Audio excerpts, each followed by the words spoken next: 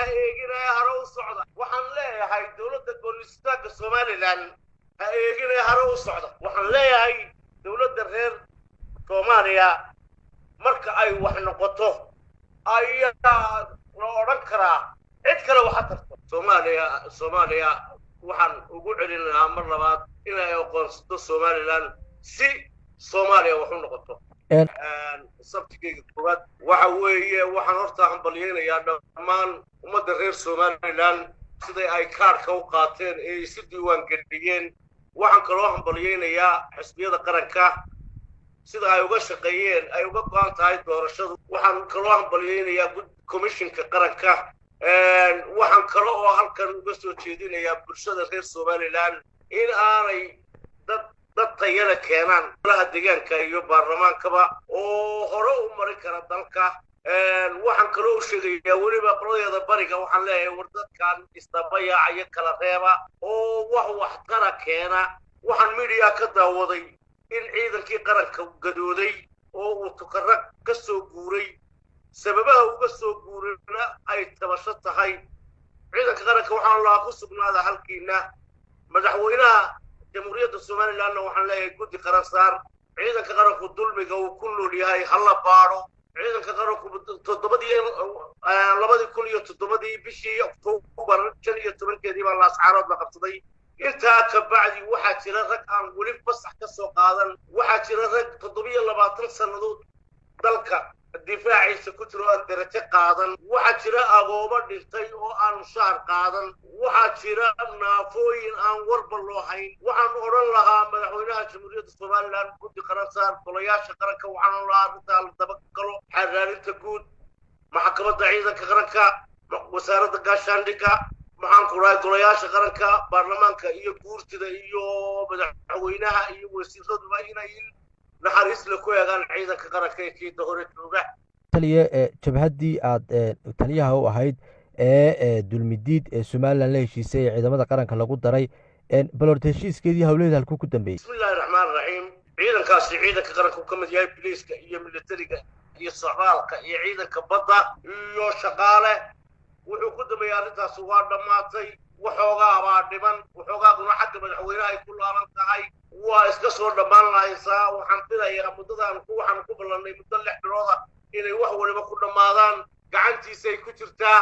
marka uu dhameystirayaa insha Allah iyadana waa filayaa waxa la dhameystirayo ee dhiman ma noo sheegi kartaa waxa weeye gacanta madaxweynaha ay ku jirtaa ilaa ay ka soo baxdo wax la sheego maaha waxa weeye shaqaalihii waa la qoray waxa ka yara dhiman wadaga laftiisa 6 bilood baa la ballamay 6 bilood sanawaad bay maraysaa ka hor dhici maayo madaxweynaha gacantiisa waxaan la qarinayn weeye lama qarinayo markaan runku sheego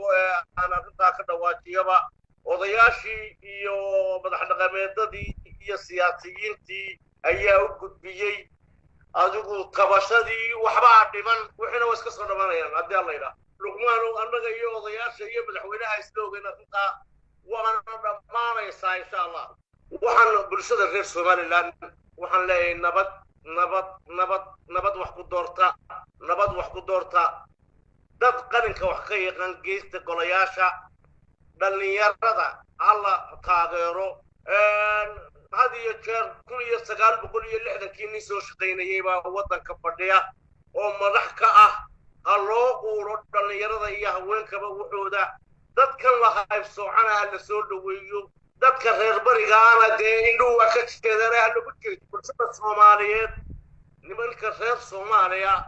ee muqdisho jooga ee rabshada bilaabay waxaan lahaa dawladda xumay dawlad la'aantay dhaanta cagaha u dhiga cagaha dalka u dhiga cagaha doorasho gaarsiiya waa ogaadeen 19 ilaa iyo waqtigii dawladdii imbigaati la soo dhisay wixii wadanka ka dhacay waa ogeydeen cagaha u dhiga Somaliland ha eeginaya hore u socda waxaan leeyahay dawladda goonistaagga Somaliland ha eeginaya hore u socda waxaan leeyahay dawladda reer Soomaaliya marka ay wax noqoto ayaa la oran karaa cid kale waxa tarto Soomaaliya waxaan ugu celin lahaa mar labaad inay aqoonsato Somaliland si soomaaliya wax u noqoto